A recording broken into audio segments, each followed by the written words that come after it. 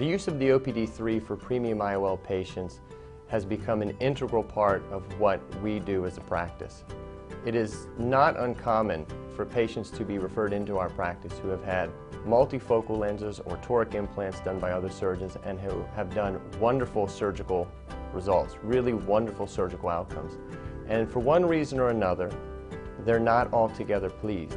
And bringing a patient like that in and sitting them down at a machine that can give you an answer in a very short period of time that can lead you to a diagnosis as to why it is a patient may be unhappy is a remarkable feat. And certainly it is something that patients respond to quickly within a moment or two.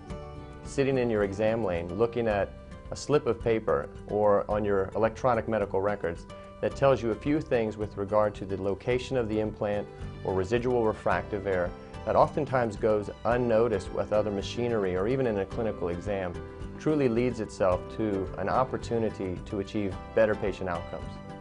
A case study that I think certainly illustrates what it is that I am alluding to certainly would be a patient, for instance, who has a toric implant.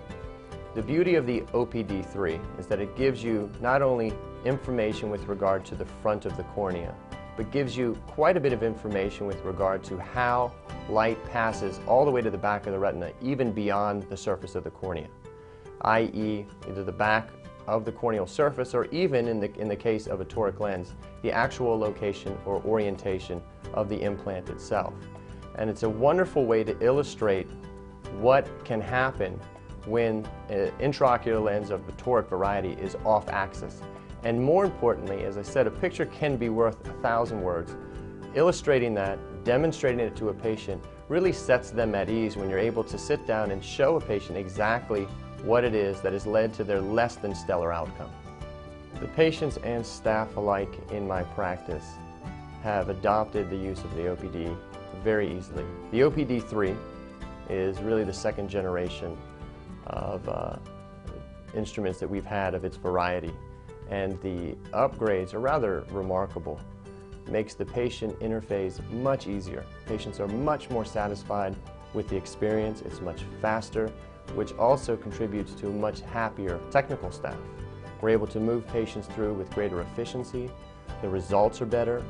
We're able to do this on a regular basis, so I'm happier, which means that my bosses are happier, and at the end of the day, we're really trying to make sure that our customer experience, and I'm sometimes reluctant to say that, but in all sincerity, and with a private practice that is heavily based in premium products, patients become customers.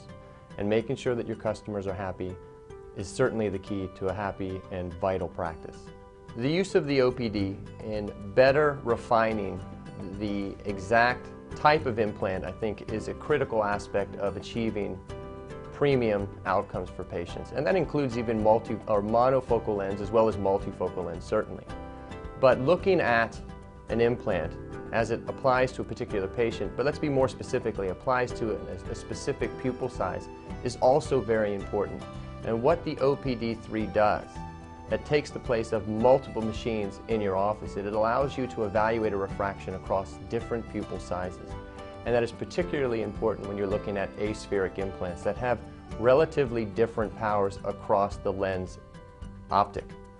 That also will allow you to evaluate patients under less than stellar optical scenarios, such as driving at night. Being able to determine what very well may be the best refractive calculation for a patient with these aspheric lenses is much easier achieved when you're able to look at a patient's refractive outcome across different pupil sizes.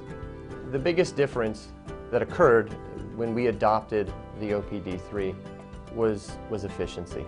We all try and achieve high quality outcomes, and we certainly want to make sure that we're getting very precise and extremely accurate calculations and measurements.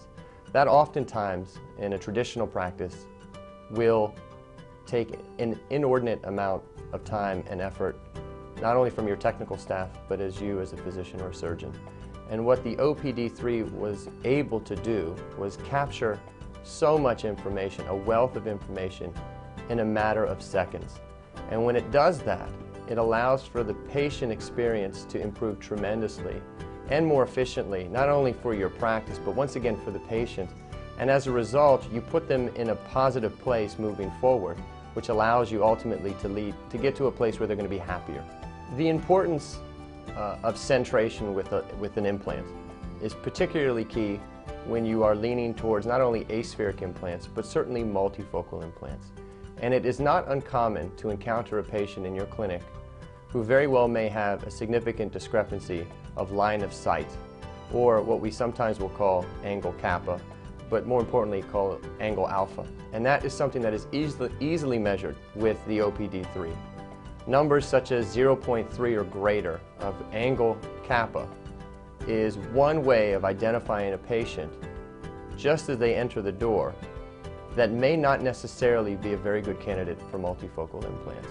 And if you choose to do an implant of that variety, I would certainly make a strong argument to paying a little extra special attention to how it is you address that individual at the time of surgery. And that is something that is an imperative part of the surgical workup that in most instances can only be evaluated with the OPD-3.